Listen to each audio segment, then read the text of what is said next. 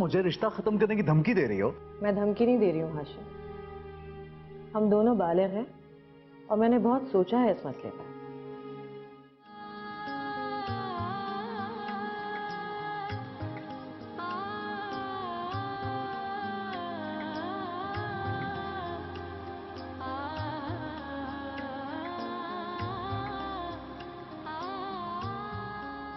अल्लाह का बड़ा शुक्र है, यूं शादी हुई कि पता भी नहीं चला। हाँ, बड़ा तीर मार लिया मस्जिद में निकाह करके। ऐसे तो लोग लैपालक औलाद की भी शादी नहीं करते। वैसे मुझे ये बताओ कि गाड़ी कब तक आएगी हमारी?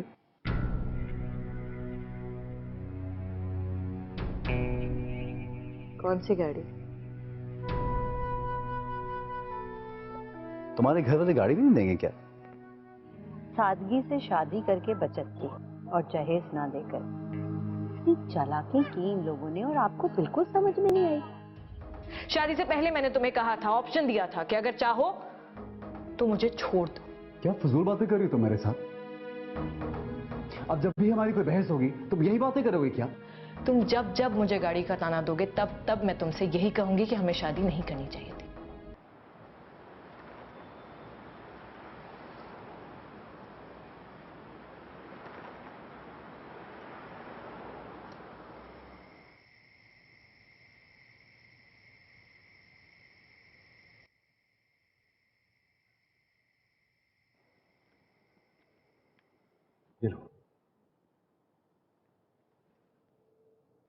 नई बहू को आए हुए 2 दिन भी नहीं हुए और अम्मी ने मेरा और उसका मुकाबला शुरू कर दिया, वो भी 50 लोगों के बीच में बैठ के। तुम फिक्र ना करो, मैं अम्मी से बात करूंगा, पूछूंगा उनसे क्यों किया उन्होंने ऐसा। क्या बात करोगे तुम उनसे? मेरी जो इंसल्ट करनी थी उन्होंने वो तो कर दी ना। ये भी नहीं देखा कि वो किसके साथ बात कर रही हैं। उनसे बेहतर तो हमना की सास है जो मेरी साइड ले रही थी। बहू कुछ कहे तो बहू बुरी। प्लीज तुम टेंशन मत लो, तबीयत खराब हो जाएगी तुम्हारी। मैंने कहा ना अम्मी से बात करूंगा मैं, बस 1-2 दिन दे दो मुझे। तुम करते रहो बात, जो भी बात करनी है। मैं अब इस घर में नहीं रह सकती। मेरा तो अब दम घुटता है यहाँ पर।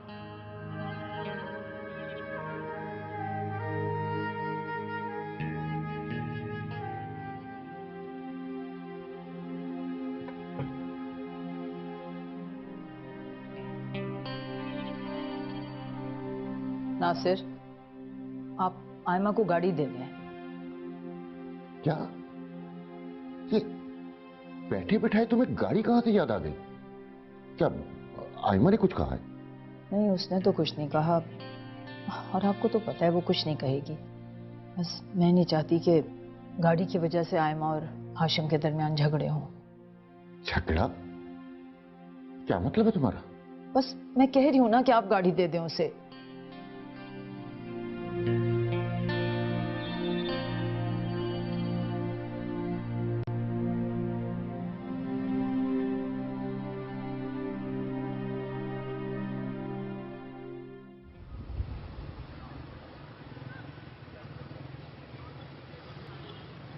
हमीद,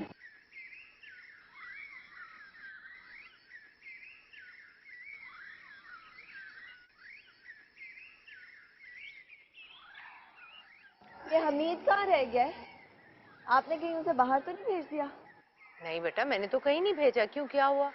पता नहीं, एक तो हमीद भी ना ऐन नाश्ते के वक्त गायब हो जाता है। पता नहीं क्या बीमारी है उसे।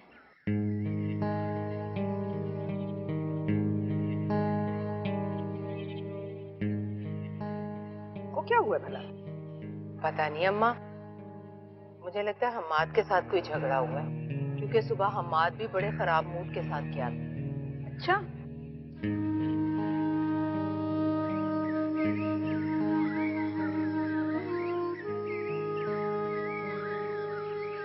नहीं अब्बा, मैं गाड़ी किसी कीमत पर नहीं लूंगी और इन हालात में तो बिल्कुल भी नहीं। अगर हाशिम को यह एहसास हो गया कि वो मुझे इमोशनली ब्लैकमेल करेगा और मेरे माँ बाप उसका मुतालबा पूरा कर देंगे तो मेरे लिए तो कल को बहुत मुसीबत हो जाएगी। और मैंने शादी से पहले ही उसे बता दिया था कि मैं क्या लेकर आ रही हूँ और क्या नहीं। तो ये सारे एतराजात उसे पहले कर लेने चाहिए थे। देखो बेटा, हमें तुम्हारी खुशी अहम है, रुपए पैसे की कोई बात नहीं है। और तुम्हें एक गाड़ी देना हमारे ऊपर कोई बोझ नहीं है। अब्बा मैं जानती हूँ बात अफोर्ड करने या ना करने की नहीं है, बात उसूल की है। मैंने हाशिम से कोई मुतालबा नहीं किया शादी पर, जूतों कपड़ों किसी चीज में कोई एतराज नहीं किया। तो फिर मैं भी उससे यही तवक्को रखती हूँ कि वो भी गाड़ी को मेरे और अपने दरमियान कोई इशू नहीं बनाएगा। बेटा ये तुम्हारी बहुत अच्छी सोच है, लेकिन हर इंसान इस तरह नहीं सोचता, और खास तौर पर ससुराल वाले और शौहर। मुझे अंदाजा हो रहा है अम्मी, लेकिन मुझसे जहां तक हो सकेगा चीजों को बेहतर बनाने की कोशिश करूंगी। और अगर हाशिम को अभी से मैंने ससुराल से आई हुई चीजों पर लगा दिया तो सारी उम्र यही होता रहेगा। बेटा तुम जो मर्जी कहो, तुम्हारी गाड़ी के पैसे मेरे पास अमानत है, जो मैं तुम्हारे अकाउंट में जमा करा दूंगा। तुम गाड़ी लो या ना लो, रकम तुम्हारे पास होगी। और ये बात तुम हाशिम को जरूर बताना। अब आप मेरी बात क्यों नहीं मान रहे? बेटा मैं तुम्हें गाड़ी नहीं दे रहा, सिर्फ कुछ रकम दे रहा हूं जो जरूरत के वक्त तुम्हारे काम आएगी। बस अब इस मसले पर कोई बहस नहीं होगी, ठीक?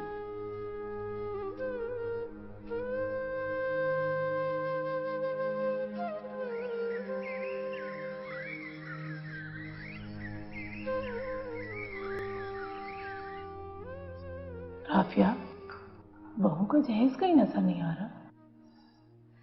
नहीं बहन, इस मर्तबा हमने बड़ी सादगी से शादी की, और ना मैंने लंबी चौड़ी बरी बनाई और ना ही उन्होंने लंबा चौड़ा जहेज दिया। बस जरूरत की चंद एक चीजें हैं जो उन्होंने दी हैं। यानी जहेज तुमने लिया ही नहीं? अल्लाह का लाख लाख शुक्र है, उसका दिया सब कुछ तो है हमारे घर में।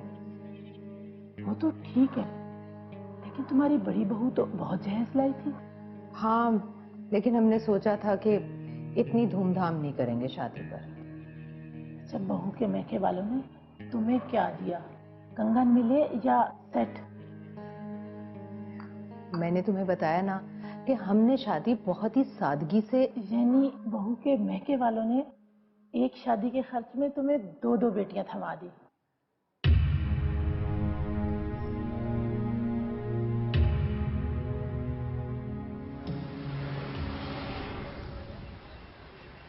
ऐसे हम्माद भाई, एक बात तो जरूर है, आपकी बीवी आपकी फैमिली जैसे बिल्कुल नहीं लगती।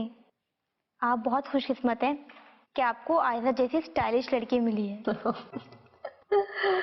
Thank you.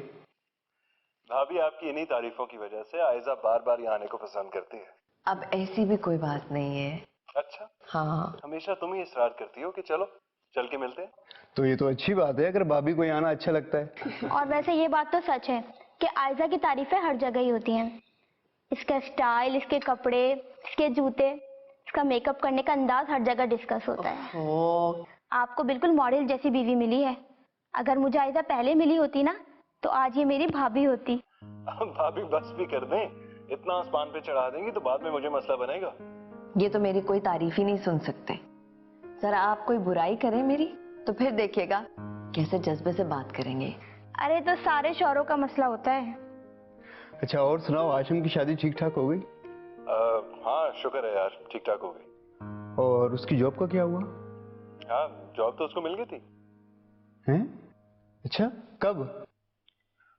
पिछली जॉब छोड़ने के 2-4 रोज बाद ही। मगर मुझे तो वो अपनी शादी से 1-2 दिन पहले अपने जॉब के बारे में कह रहा था। क्या कह रहा था? मेरी कंपनी में 1-2 जगह खाली हैं, उनके लिए कह रहा था।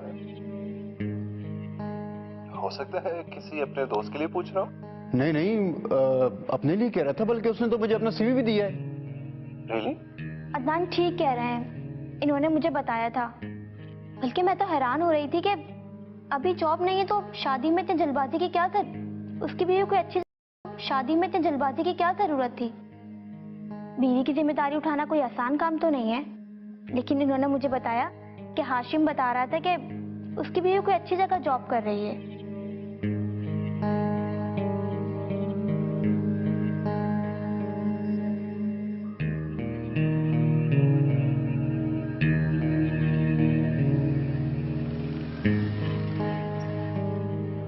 ये देखो हाशिम को, अब अगर अम्मी अब्बू को पता होता ना कि ये बेरोजगार है, कभी आयमा से शादी ना होने देते। मुझे तो खुद बहुत अफसोस हुआ सुन के।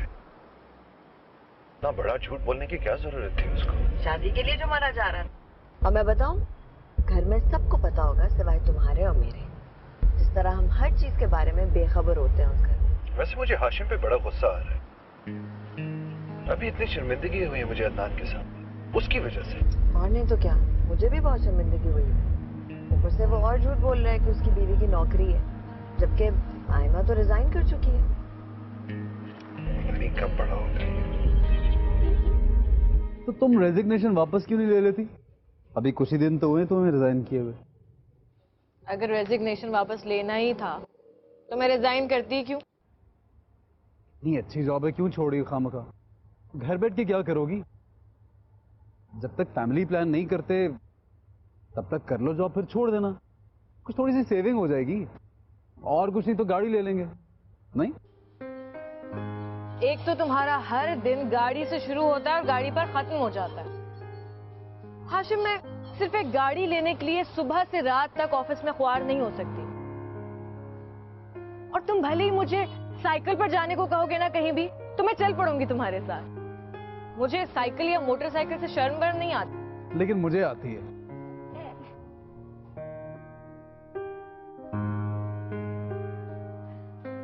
तुम्हें जिन बातों पर शर्म आनी चाहिए उन पर तो आती नहीं है। ये बड़ी अच्छी चीज ढूंढी है तुमने। अच्छा, मैं सीरियस बात कर रहा हूँ, वाकई मत छोड़ो जॉब। मैं भी सीरियस हूँ आशा। मुझे अपने ससुराल वालों के साथ वक्त गुजारना है, ताकि मैं उन्हें समझ सकूं, वो मुझे समझ सके। उससे क्या होगा? कल को आने वाले बहुत से मसले नहीं होंगे। लगता है पाकिस्तानी ड्रामे देख देख के ना तुम्हें भी एक अच्छी सी मशरकी बहू बनने का शौक हो गया है। अच्छा बताओ, छुट्टी कब खत्म हो रही है तुम्हारी?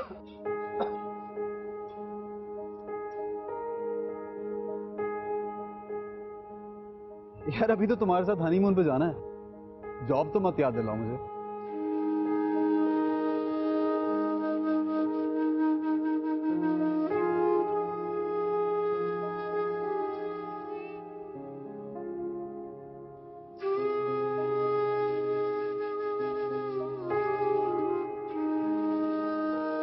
तुम यकीन करो हमाद, हमें तो कुछ नहीं पता। हमें तो उसने यही कहा कि उसकी नौकरी हो गई और बस। अगर हमें पता होता कि वो बेरोजगार है तो हम उसकी शादी कहाँ करने वाले थे अभी। और हाशिम भी कमाल है अम्मी, आखिर किसके सर पे शादी करना चाहता था वो? मेरे ही सर पे। आप लोग मुझे बताएं, मैं इस घर में किस किस को संभालूं? अपनी बीवी या होने वाले बच्चे को देखूं, माँ बाप या बहन भाई को देखूं, या फिर अपने भाई और उसकी बीवी की जिम्मेदारी उठा लूं मैं? और वो खुद हम सब के सामने इस तरह अनजान बना हुआ है जैसे हम सब बेवकूफ हों।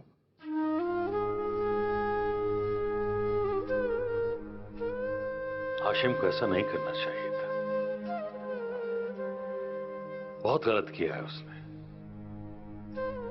बुलाओ उसे, मैं खुद बात करता हूं। नहीं, अभी रहने दे। अभी तो आया आयमा के साथ, ये वक्त बात करने के लिए मुनासिब नहीं है।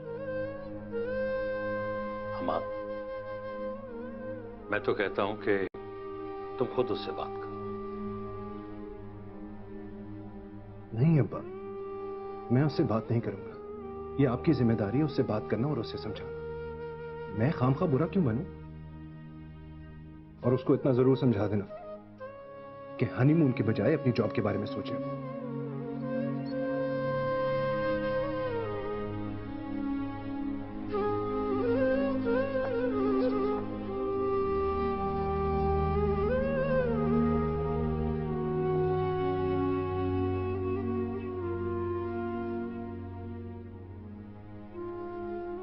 इतना अच्छा जोड़ा था आपका।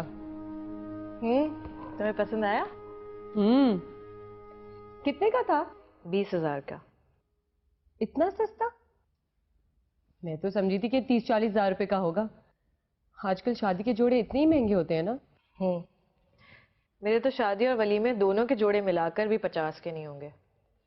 और तुम कह रही हो तुम्हें अच्छे लगे? बुरे तो नहीं लगे?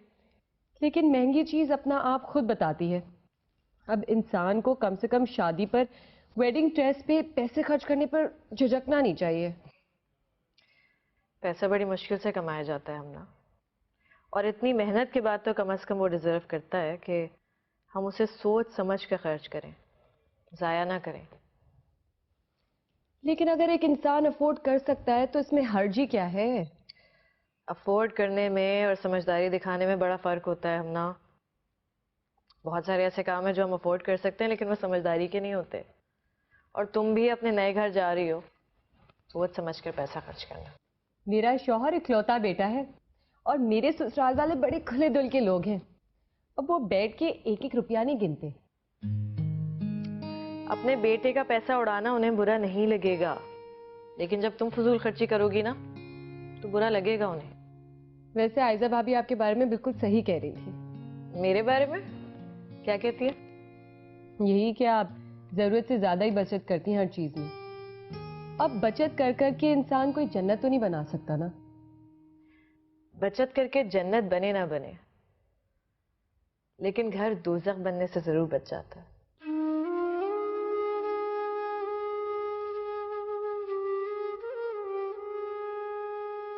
भाभी, आपका और आयमा भाभी का कोई मुकाबला नहीं है, ना टेस्ट में और ना ही स्टाइल में।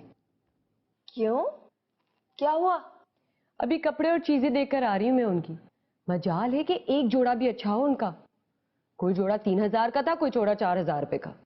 सबसे महंगा जोड़ा 8000 रुपए का था। तौबा। वैसे उनका शादी का जोड़ा कितने का था? 20,000 रुपए का। और पता नहीं आयमा ने ये 20,000 भी कैसे दे दिए। कपड़ों और जूतों पर तो पैसे ही नहीं खर्च किए होंगे उन्होंने। सब कुछ 50,000 रुपए में किया है, हता के शादी का जोड़ा भी। तुमने देखे नहीं? जो सारे कपड़े वो लेकर आई है ना, वो सब पुराने कपड़े हैं उसके। मेरी सहेलियां तो जरा खुश नहीं थी। शादी की तस्वीरें देखकर कह रही थी कि ऐसा लग रहा है कि घर में ही शादी की तस्वीरें बना दी हो। ना कोई मेकअप, ना कोई ज्वेलरी, किसी की तारीफ नहीं की उन्होंने। अरे हम ना, जितना गुड़ डालोगे उतना ही मीठा होगा। गई होगी किसी छोटे मोटे पार्लर में और ले लिया होगा किसी सस्ते तरीन फोटोग्राफर को, उतनी ही तारीफें होंगी ना फिर। भाभी, मेरी शादी पर ब्यूटिशियन और फोटोग्राफर आपने ही बुक करने। अरे चंदा, तुम फिक्र ही मत करो, सब हो जाएगा। एक छोटा सा झूठ क्या बोल दिया आप लोगों ने, तो मुझे अदालत में खड़ा कर दिया है। ये छोटा झूठ? हमाद के सामने हमें कितनी शर्मिंदगी हुई, इस बात का अंदाजा है तुम्हें? और हमाद को तुम्हारे दोस्त के सामने कितनी शर्मिंदगी उठानी पड़ी? हमाद भाई तो वैसे मेरे पीछे पड़े रहते हैं। उनका बस चले तो मुझे इस घर से निकलवा दें। तुम कभी अपनी गलती मत मानना। तुम्हें जरूरत क्या थी झूठ बोलने की? आप लोगों ने मजबूर किया था मुझे। मैंने नौकरी छोड़ दी। सब लोग ऐसे देख रहे थे मुझे जैसे जैसे पता नहीं मैंने कितना बड़ा जुर्म कर दिया। और ऊपर से आप मेरी मंगनी तोड़ने के लिए भी तैयार बैठी हुई थी। और अब जब तुम्हारे ससुराल वालों को तुम्हारे झूठ का पता चलेगा तो बड़ी इज्जत होगी तुम्हारी, है ना? कौन बताएगा उन्हें? आप लोग बताएंगे तो पता चलेगा। बेटा, झूठ के पैर नहीं होते, सच के बड़े होते। सच बोल के कोई ताज तो नहीं मिल जाता पहनने के लिए सर पे। हाशिम, हनीमून के चक्कर छोड़ो और नौकरी की तलाश करो। अब्बा, 4 दिन अगर मैं कहीं फिर आऊंगा तो क्या हो जाएगा? 4 दिन फिरने के पैसे हैं तुम्हारे पास? ये आप लोगों का मसला नहीं है।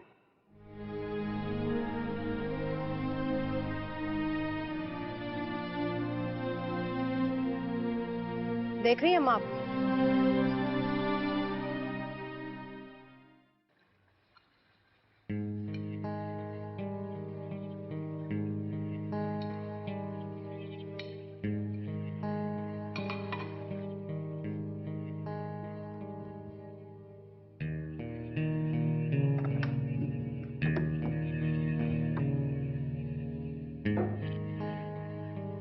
वैसे गाड़ी लेकर बड़े मसले कर दिए तुमने मेरे लिए।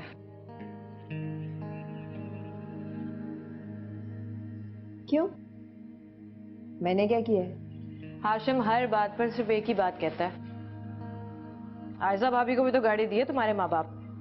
जब एक बहन को दे सकते हैं तो दूसरी को क्यों नहीं? हाशिम को कहो कि मेरी ज्यादा मिसालें ना दिया करे। अगर मुझे और मेरे मियाँ को मेरे माँ बाप ने गाड़ी दी है ना, तो मेरा मियाँ भी हर महीने 2 लाख कमाता है। तुम्हारे हाशिम की तरह बेरोजगार नहीं बैठा हुआ वो।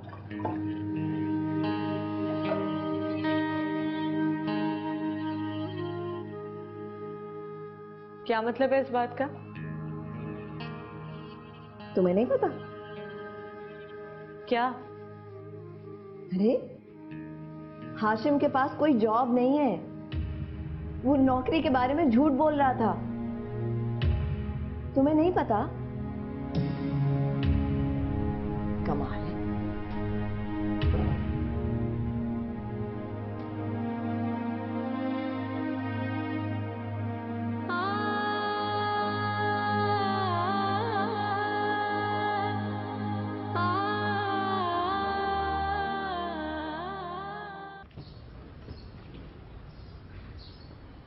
तुमसे किसने कहा? ये छोड़ो, सिर्फ ये बताओ कि तुम जॉब नहीं कर रहे ना? हो जाएगी। हो जाएगी यानी नहीं है? ये बात जरूर तुमसे भाभी ने कही होगी और मुझे पता है इस बात का। भाभी चाहती कि मेरे और तुम्हारे दरमियान झगड़ा डलवाएं। उन्हें कोई शौक नहीं है हमारे दरमियान झगड़ा डलवाने का। तुम खुद बताओ, तुमने सोचा भी था कि इस तरह की बात तुम मुझसे छुपाओगे तो उसके क्या नतीजे निकलेंगे? क्यों किया तुमने ऐसा? मुझे झूठ बोलने पे ना तुम लोगों ने मजबूर किया है। एक नौकरी क्या छोड़ती, सब लोग लाठी लेके मेरे पीछे पड़ गए। और तुमने उसका यह हल निकाला कि तुम झूठ बोलना शुरू कर दो। तो यार मिल जाएगी नौकरी। मुझे कौन से भी 10 साल हो गए यूनिवर्सिटी से निकले हुए। 10 साल नहीं हुए लेकिन 2 साल हो गए। क्या हुआ? वक्त इसी तरह गुजरता है, एक एक दिन एक एक साल बनकर, और हमें पता भी नहीं चलता कि हमने कितना वक्त जाया कर दिया। और हाशिम, तुम तो वक्त जाया करना अफोर्ड ही नहीं कर सकते। तुम्हारे सर पर कितनी जिम्मेदारियां हैं, अपने माँ बाप की, इस घर की, छोटे भाई की। इसीलिए तो कह रहा हूँ कि तुम जॉब करती रहो। जब मेरी नौकरी का इंतजाम हो जाएगा तो तुम छोड़ देना। मैं ये नहीं कर सकती। मैं जॉब ढूंढने में तुम्हारी मदद जरूर कर सकती हूँ, लेकिन अगर तुम चाहते हो कि मैं नौकरी करती रहूं तो ऐसा नहीं हो सकता। यार सारी जिंदगी के लिए तो नहीं कह रहा मैं तुम्हें। थोड़ी देर जब तक ये मुश्किल वक्त है तब तक कर लो, क्या फर्क पड़ेगा? मुश्किल वक्त में औरत का काम करना जरूरी नहीं होता, मर्द का साथ देना जरूरी होता। देखो, मैं तुम्हारे साथ हूँ और जॉब ढूंढने में तुम्हारी हर तरह की मदद करूंगी, लेकिन तुम्हारा काम अपने सर पर नहीं लूंगी। तुम चाहो तो शैला से दोबारा बात करो। हरगिज नहीं, उस कंपनी में तो मैं मर के भी नौकरी नहीं करूंगा। ठीक है, जैसा तुम बेहतर समझो, लेकिन फिलहाल हम सैर और तफरी के लिए कहीं नहीं जा रहे। मुझे कोई शौक नहीं है दूसरों से पैसे मांग मांग कर हनीमून मनाने का।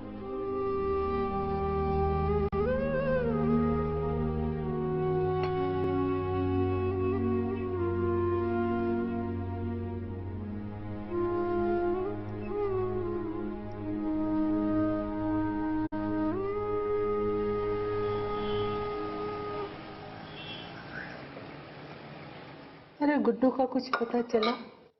नहीं पता चला अम्मा, और अच्छा ही है नहीं पता चला। पता चल गया ना तो सीधा जेल जाएगा। है? जेल क्यों? ऐसा क्या किया है उसने? अम्मा, साथ वालों के मुलाजिम की बेटी के अगवा का इल्जाम है उसके ऊपर। मैं नहीं मानती। आजकल की लड़कियां तो खुद फांसती फिरती हैं लड़कों को। गुड्डू कितना है? 10-12 साल का होगा, मासूम।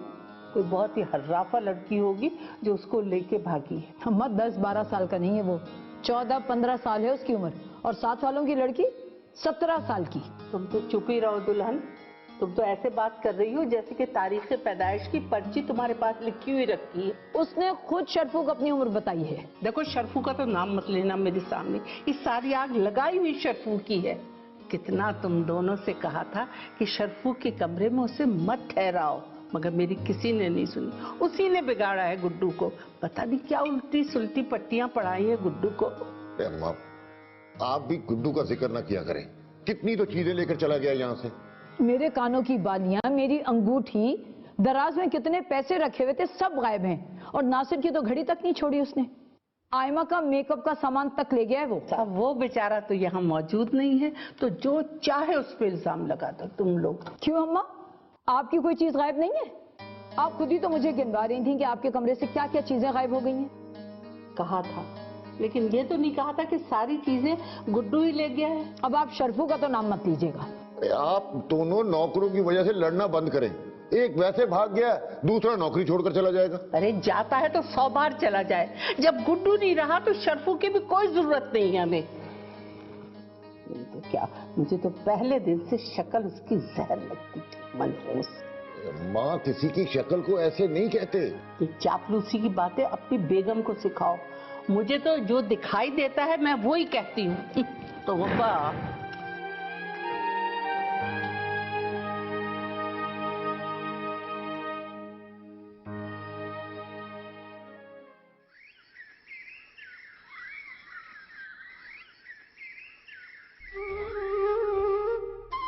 ये घर में सारे मसले तेरे फेल होने की वजह से हुए हैं जैन। लो, ये मेरे फेल होने से क्यों होने लगे सारे मसले? तेरे फेल होने की वजह से हुई है घर में बेसकूनी, और बेसकूनी से होती है नाइत्तफाकी। मैं आपको बताऊं मैं फेल किस लिए होता हूँ? ये आपके सारे काम कर कर। जिस वक्त पढ़ाई का टाइम होता था ना, आप मुझे किसी न किसी काम में लगा देती थी। अच्छा, तो अब ये मुद्दा तू डाल दे मेरे ऊपर, और मैंने तुझे कब पढ़ने से रोका है?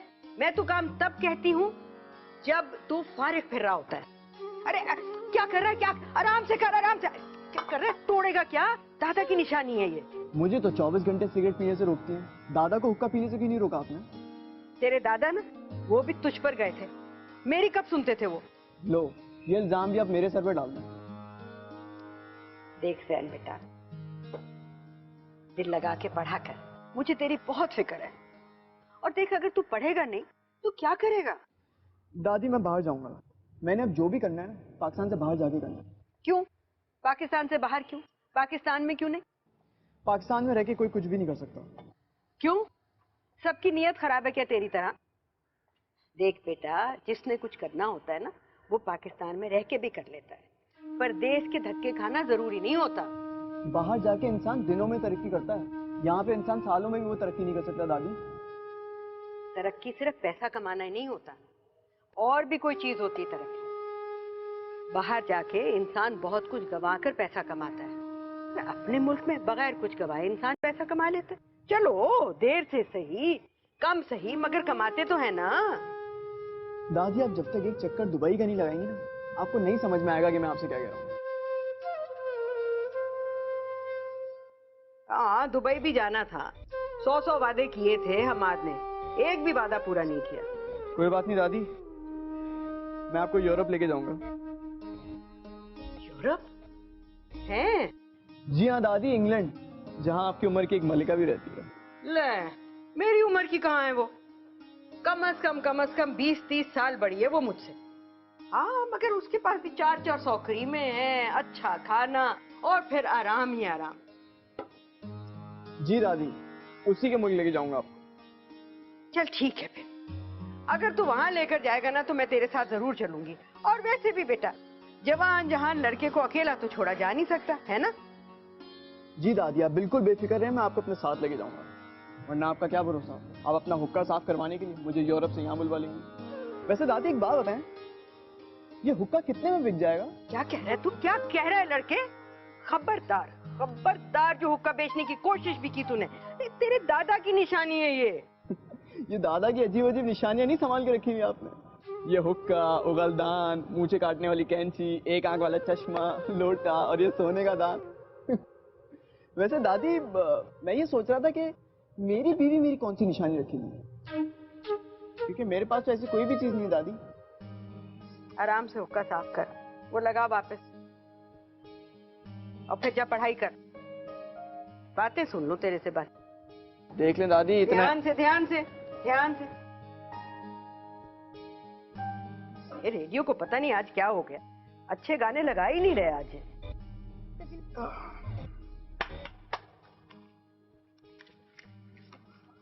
ये देखो, मैंने फॉर्म्स भी लेके रख लिए हैं। सलमा मुझे बता रही थी कि यहाँ लोग बच्चे के पैदा होते ही मॉन्टेसरी में एनरोल कर देते हैं उन्हें, वरना एडमिशन नहीं होता। ये फीस कुछ ज्यादा नहीं? तो एडमिशन फीस तो सिर्फ एक दफा ही देनी होती है। मैं एडमिशन फीस की नहीं, मंथली फीस की बात कर रहा हूँ। ये तो साल का 2.5-3 लाख रुपए बन जाता है तकरीबन। तो क्या हो गया हमार, हमारा पहला बच्चा है। तुम नहीं चाहते कि वो किसी अच्छे स्कूल में जाए, या ये चाहते हो कि मेरी और तुम्हारी तरह वो भी किसी मिडिल क्लास स्कूल में जाए, जहां एक क्लास में 40-40 बच्चे होते हैं और टीचर 2 लफ्ज अंग्रेजी के ना बोल सके। नहीं, ऑफ कोर्स मैं चाहता हूँ कि वो अच्छे स्कूल में ही जाए। और हमारे कौन से 4-6 बच्चे हो जाने हैं, ज्यादा से ज्यादा 2 बच्चे हो जाएंगे। कम से कम हम उन 2 बच्चों को वो सब कुछ तो दें जो हमारे माँ बाप हमें ना दे सके। और 3-3.5 साल बाद तो वैसे ही तुम्हारी पे बढ़ जानी है। तुमने कौन सा सारी उम्र 2 लाख ही कमाते रहना है। हाँ, वैसे तुम ठीक कह रही हो। कम से कम हमें बच्चों की एजुकेशन पे कॉम्प्रोमाइज नहीं करना चाहिए। हाँ, अगर कॉम्प्रोमाइज किया ना तो नतीजा जहन की शक्ल में निकलेगा, जो आधा तीतर है और आधा बटेर।